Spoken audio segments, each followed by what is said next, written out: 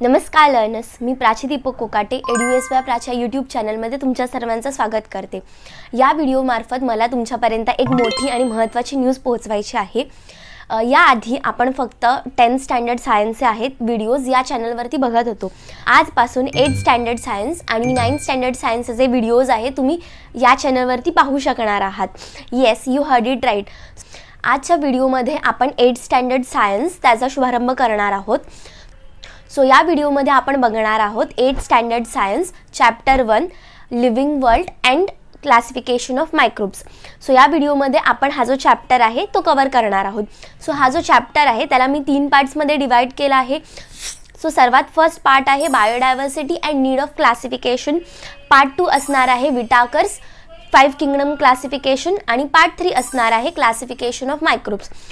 So पूर्ण topic समजून घेण्यासाठी व्हिडिओ शेवटपर्यंत बघा। आणि जर तुम्ही फर्स्ट टाइम या चॅनलवरती आला असाल तर तुमच्या माहितीसाठी मी सांगते, या चॅनलवरती मी नेहमीच जे सायन्स कॉन्सेप्ट्स आहेत त्यांना इझी वेमध्ये एक्सप्लेन करत असते मराठी भाषेमध्ये। सो बरेचसे जे स्टुडंट असतात त्यांना इंग्लिश भाषेची भीती वाटत असते किंवा जे सायन्स कॉन्सेप्ट्स आहेत ते त्यांना कळत नाही, त्याच्यामुळे ते अख्खेच्या अख्खे चॅप्टर्स आहेत ते स्किप करतात।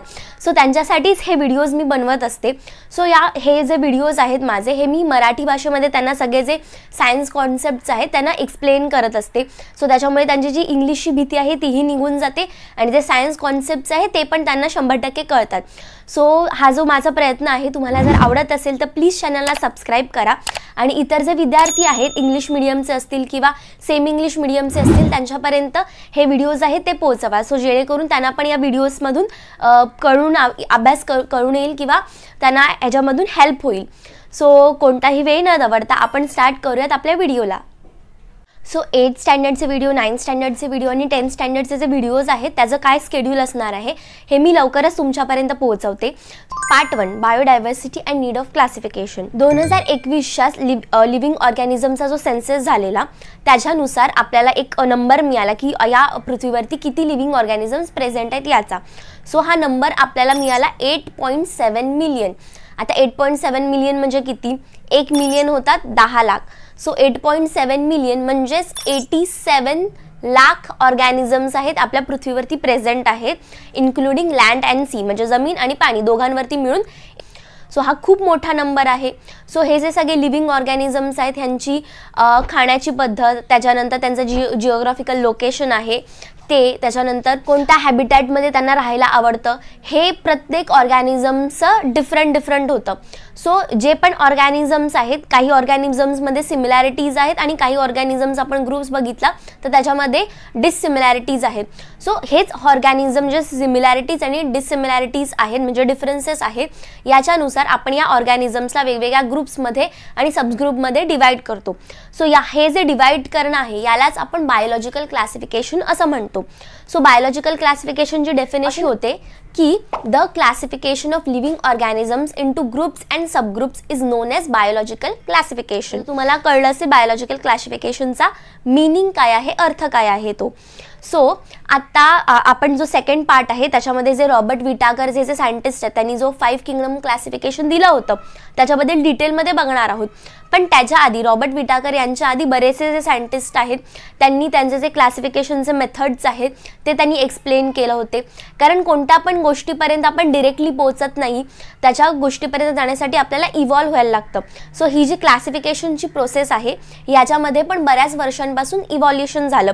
सो आधी खूप सिंपल पद्धतीने आपण हे जे क्लासिफिकेशन आहे ते केलं, त्याच्यानंतर आपण ॲडव्हान्स पद्धती आहे त्याच्यापर्यंत गेलो। सो रॉबर्ट विटाकरचं जे क्लासिफिकेशन आहे ते आता आपण अडॉप्ट करतो कारण त्याच्यामध्ये खूप चांगल्या प्रकारे आपण ॲनिमल्सला प्लांट्सना क्लासिफाय करू शकतो। पण याच्या आधीचे जे सायंटिस्ट आहेत ज्यांनी ती मेहनत केली होती स्टडी करण्यासाठी ती पण आता आपण बघणार आहोत।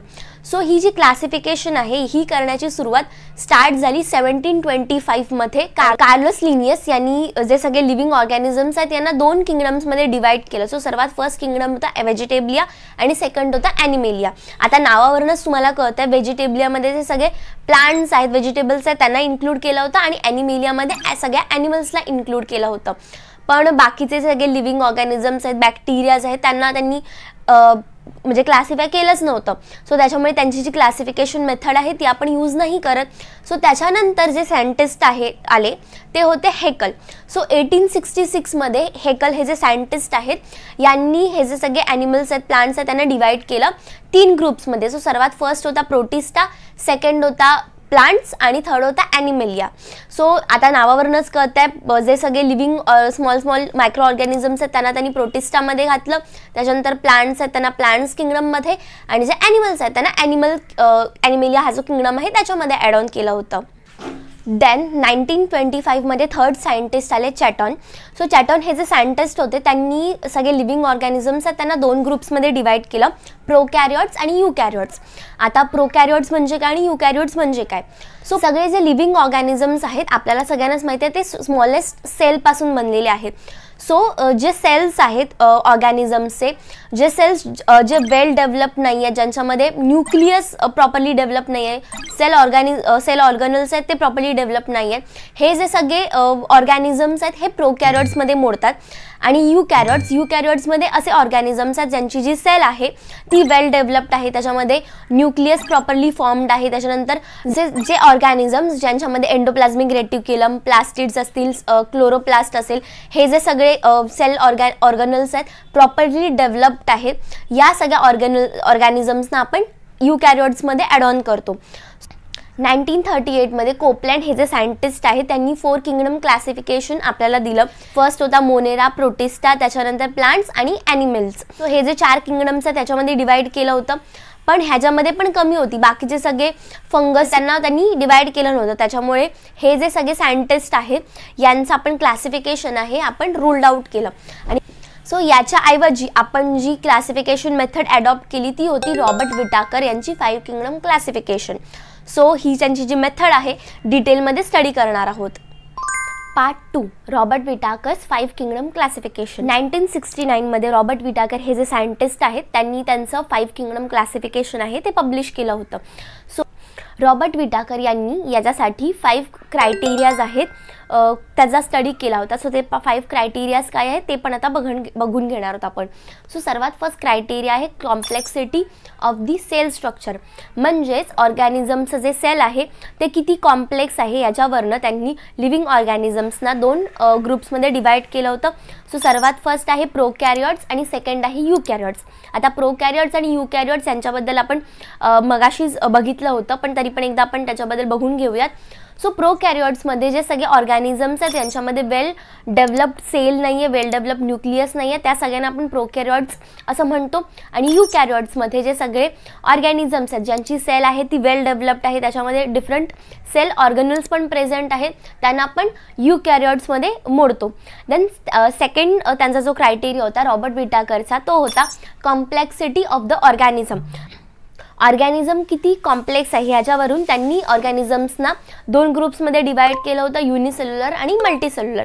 आता मल्टीसेल्युलर ऑर्गॅनिझम्समध्ये एकपेक्षा जास्त जे सेल्स आहेत ते सगळे ऑर्गॅनिझम्स मल्टीसेल्युलरमध्ये येणार, आणि युनिसेल्युलरमध्ये युनि म्हणजेच एक.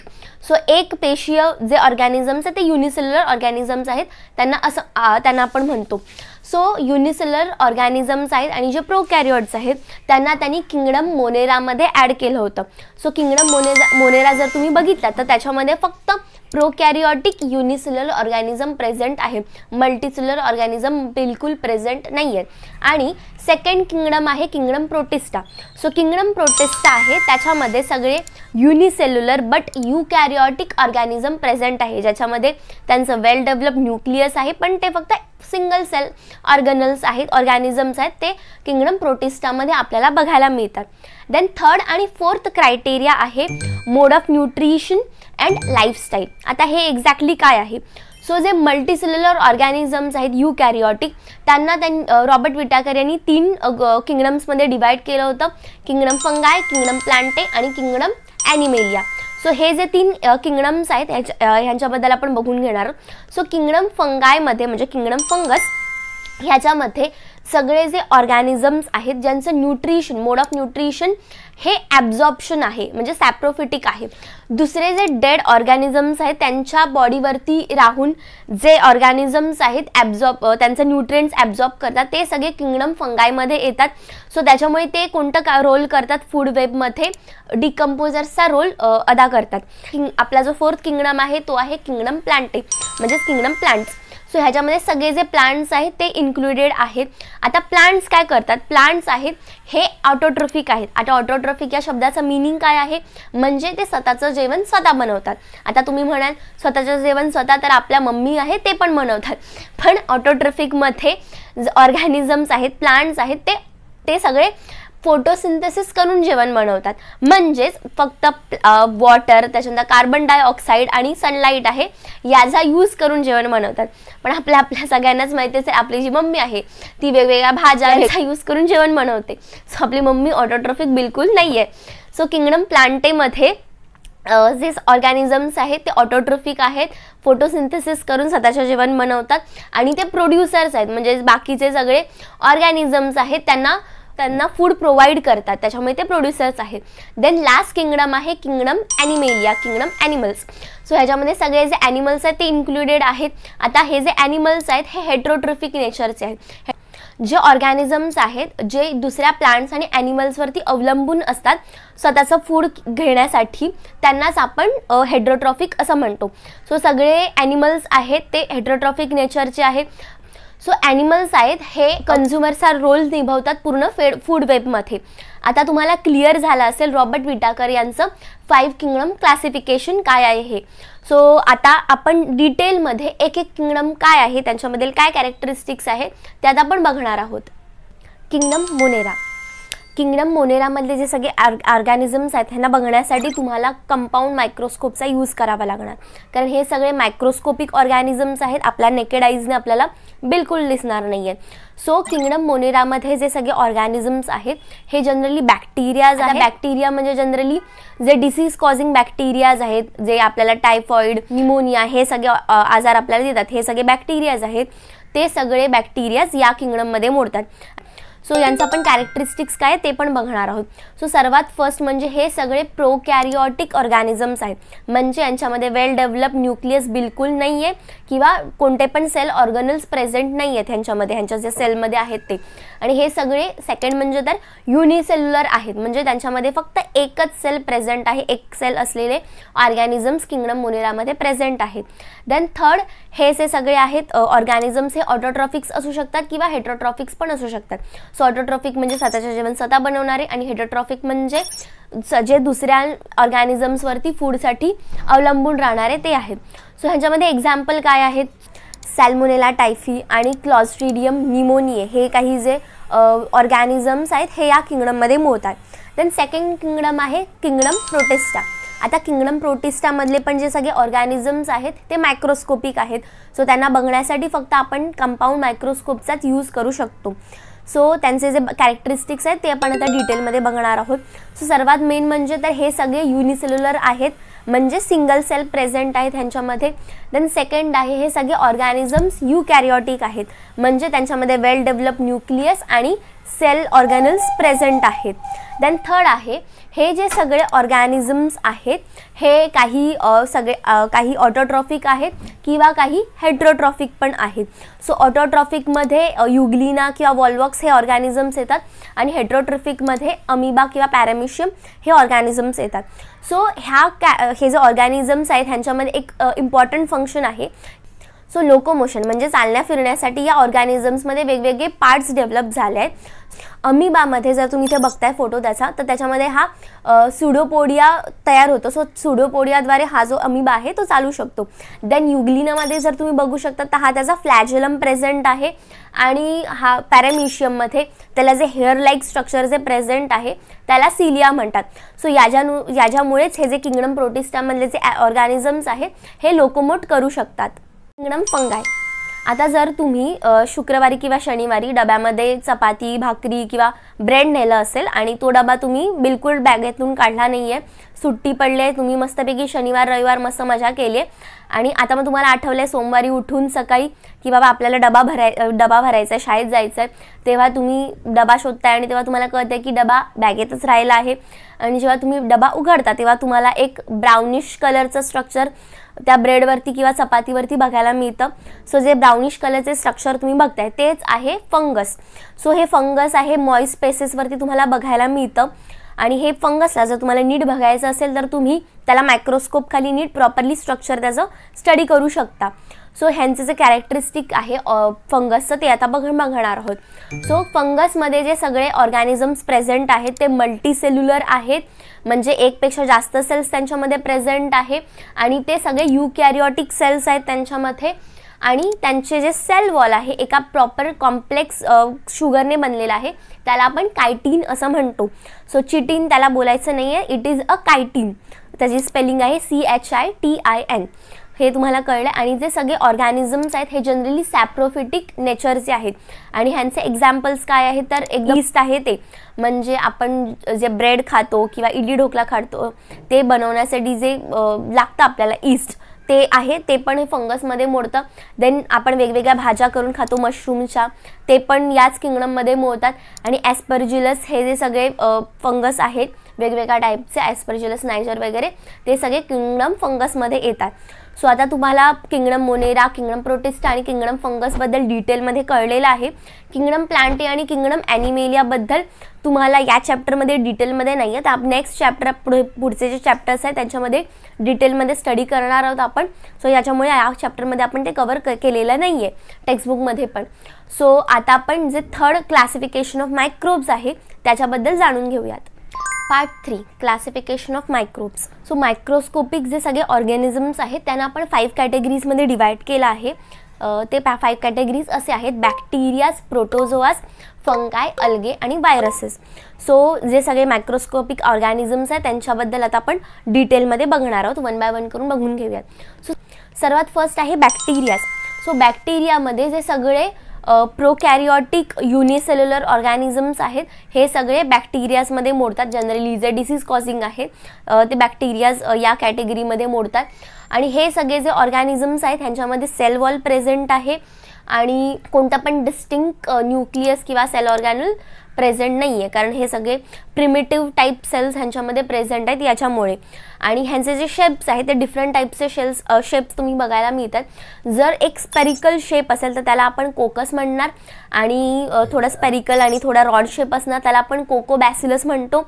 आणि जर ब्रॉड शेप बॅक्टेरिया असेल त्याला आपण बॅसिलस असं म्हणतो. आणि जर कॉमा शेप बॅक्टेरिया जर म्हणतो त्याला आपण विब्रिओ असं म्हणतो. आणि जर स्पायरल शेप बॅक्टेरिया असेल त्याला आपण स्पायरिलियम असं म्हणतो. सो हे बॅक्टेरियाजबद्दल तुम्हाला कळलं असेल. आणि बॅक्टेरियाची जी साईज आहे ती 1 to 10 मायक्रोमीटर्स एवढी आहे. आता मायक्रोमीटर्स म्हणजे काय? सो मायक्रो हा जो वर्ड आहे ह्याला आपण ग्रीक लेटर म्यू आहे ह्याला डिनोट करतो. सो मायक्रोमीटर्स आहे ह्याला आपण म्यू एमने डिनोट करतो. आणि नॅनोमीटरमध्ये जर तुम्ही बघत असाल तर NM असं आपण नॅनोमीटर्सला बोलतो आणि मायक्रोमीटरला आपण म्यू एम असं बोलतो. सो तुम्हाला हे कळलं असेल मायक्रोमीटर आणि नॅनोमीटर काय आहे ते. सो देन आता आपण बघणार आहोत आपण प्रोटोझोआंसबद्दल. सो प्रोटोझोआमध्ये सगळे जे युकॅरियोटिक युनिसेल्युलर ऑर्गॅनिझम्स आहेत हे येतात. सो ह्यांच्यामध्ये हे थोडे बॅक्टेरियापेक्षा थोडे ॲडव्हान्स आहेत आणि त्यांच्यापेक्षा आकाराने मोठे पण आहेत. ॲप्रॉक्सिमेटली 200 मायक्रोमीटर्स त्यांचं जे आकार आहे एवढा मोठा आहे. सो जे प्रोटोझोआस आहेत ह्याच्यामध्ये काही ऑटोट्रॉफिक आहेत आणि काही हेट्रोट्रॉफिक पण आहेत, म्हणजे स्वतःचं जेवण स्वतः करतात आणि काही दुसऱ्यांवरती डिपेंडंट आहेत ते पण. आणि ह्यांच्यामध्ये स्पेशल स्ट्रक्चर असं आहे की लोकोमोशनसाठी ह्यांच्याकडे वेगवेगळे बॉडी पार्ट्स प्रेझेंट आहेत. जसं की अमिबाकडे त्याचा जो स्युडोपोडिया आहे तो प्रेझेंट आहे, पॅरामेशियमकडे सिलिया प्रेझेंट आहे आणि युग्लिनाकडे त्याचा जो फ्लॅजलम आहे तो प्रेझेंट आहे. आता तुम्ही विचार करू शकता की जे किंगडम मोनेरामध्ये जे सगळे बॅक्टेरियाज प्रेझेंट होते त्यांना आपण बॅक्टेरिया या कॅटेगरीमध्ये ठेवलंय आणि किंगडम प्रोटिस्टामध्ये जे सगळे जे ऑर्गॅनिझम्स आहेत त्यांना आपण प्रोटोझोआन्स असं बोलू शकता.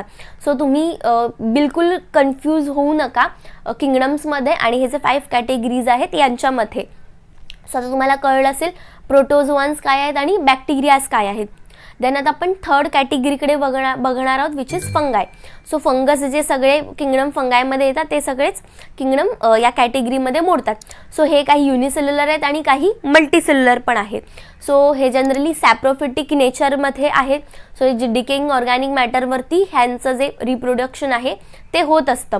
सो फंगस आहे हे जनरली सेक्शुअली किंवा असेक्शुअली रिप्रोड्यूस करतात. ऑर्गॅनिझम्स आहेत फंगसचे ते आपण मायक्रोस्कोप खाली पण बघू शकतो किंवा त्यांना जनरली जे मोठे आहेत मल्टीसेल्युलर आहेत त्यांना आपण डिरेक्टली नेकेड आईजने पण बघू शकतो फंगसचे जे आहेत.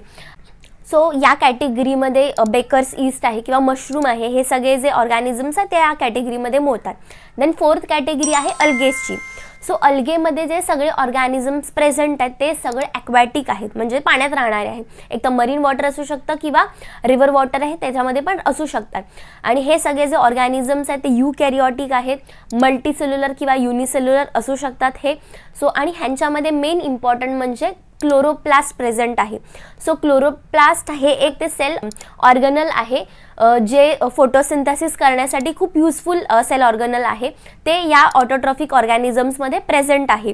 सो याच्यामुळेच ते फोटोसिंथेसिस करू शकतात आणि स्वतःचं जेवण स्वतः बनवू शकतात हे सगळे जे ऑर्गॅनिझम्स आहेत ते. सो ह्याच्यामध्ये काही आहेत मल्टीसेल्युलर आहेत ज्यांना आपण नेकेड आईजने बघू शकतो आणि काही युनिसेल्युलर आहेत ज्यांना बघण्यासाठी आपल्याला कंपाऊंड मायक्रोस्कोप लागू शकतो.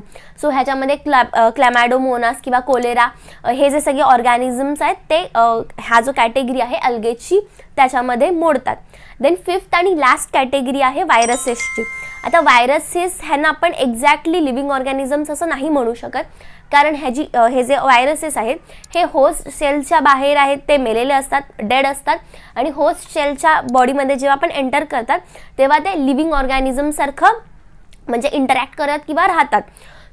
हे जे सगळे व्हायरसेस आहेत हे 100 to 10 टाइम्स लहान आहेत बॅक्टेरियाजपेक्षा म्हणजे खूपच लहान आहेत. यांना बघण्यासाठी आपण मायक्रोस्कोप कंपाऊंड मायक्रोस्कोप आहे त्याच्याखाली नाही बघू शकत. यांना बघण्यासाठी आपल्याला इलेक्ट्रॉन मायक्रोस्कोप आहे हा लागतो म्हणजे ज्याच्याखाली आपण इलेक्ट्रॉन्सची स्टडी करतो ते त्याच्याखाली आपल्याला बघावं लागतं. हे जे सगळे व्हायरसेस आहेत त्यांना स्टडी करावं लागतं. सो हे जे सगळे व्हायरसेस आहेत हे डिसीज कॉझिंग जनरली आहेत. काय काय आहेत ते सो यांच्यामुळे प्लांट्स असतील, ॲनिमल्स असतील किंवा बॅक्टेरियाज आहेत इवन त्यांना पण इन्फेक्शन होऊ शकतं या व्हायरसेसमुळे. आणि हे जे सगळे व्हायरसेस आहेत यांच्यामध्ये 2 टाईपचे जेनेटिक मटेरियल असू शकतं. एक आहे DNA म्हणजे डिऑक्सिरायबोस न्यूक्लिक ॲसिड हे जेनेटिक मटेरियल असू शकतं किंवा RNA रायबो न्यूक्लिक ॲसिड हे जे जेनेटिक मटेरियल आहे हे होऊ शकतं. सो हे जे सगळे व्हायरसेस आहेत हे होस्ट सेलच्या आतमध्ये गेल्यानंतर स्वतःचं जे जेनेटिक मॅटर आहे त्याला डुप्लिकेट करतात आणि स्वतःला म्हणजे स्वतःचा जो नंबर आहे ते इन्क्रीज करतात आणि होस्ट सेल आहे त्याच्यापासून न्यूट्रिशन त्यांना मिळतं. सो हे जे सगळे व्हायरसेस आहेत हे जनरली डिसीज कॉझिंग असतात. सो ह्यांचे एक्झाम्पल्स पण बघूया जसं की ह्युमन्समध्ये HIV व्हायरस आहे किंवा पोलिओ व्हायरस आहे, इन्फ्लुएन्झा व्हायरस आहे हे होतं. देन बॅक्टेरियाजमध्ये बॅक्टेरियोफेज आहेत हे सगळे व्हायरसेस आहेत. सो प्लांट्समध्ये टोमॅटो विल्ट व्हायरस किंवा टोबॅको मोझॅक व्हायरस आहे हे होतात प्लांट्सना जनरली. हे काही एक्झाम्पल्स आहेत व्हायरसेसचे जे प्लांट्स, ॲनिमल्स आणि बॅक्टेरियाजना होतात. That's all for this video. I hope तुम्हाला आज जो आपण चॅप्टर कव्हर केलेला 8th सायन्सचा first chapter living organisms and classification of microbes हा तुम्हाला कळला असेल. जर तुम्हाला काही डाऊट असतील किंवा काही सजेशन द्यायचं असेल किंवा काय काही विचारायचं असेल तर प्लीज कॉमेंट्समध्ये मला सांगा. मी स्वतः ह्याच्या कॉमेंट्स आहेत त्यांना बघत असते, त्यांचा रिप्लाय देत असते. सो प्लीज मला कॉमेंट्समध्ये कळवा. आपण भेटूयात नेक्स्ट व्हिडिओमध्ये नवीन टॉपिक घेऊन. तोपर्यंत कीप लर्निंग, कीप स्टडिंग आणि thank you for watching till the end. जर तुम्हाला 10th स्टँडर्ड सायन्स 1 मध्ये काही डाऊट असेल तर प्लीज या लिंकवरती क्लिक करा आणि जर तुम्हाला 10th स्टँडर्ड सायन्स 2 मध्ये डाऊट असेल तर प्लीज या लिंकवरती क्लिक करा. ह्याच्यामध्ये मी सेपरेट प्लेलिस्ट बनवलेले आहेत सायन्स 1 आणि सायन्स 2 साठी. सो तुम्ही डेडिकेटेड ती प्लेलिस्ट जाऊन बघू शकता. त्याच्यामध्ये वेगवेगळे चॅप्टर्सचे व्हिडिओज ॲड केलेले आहेत.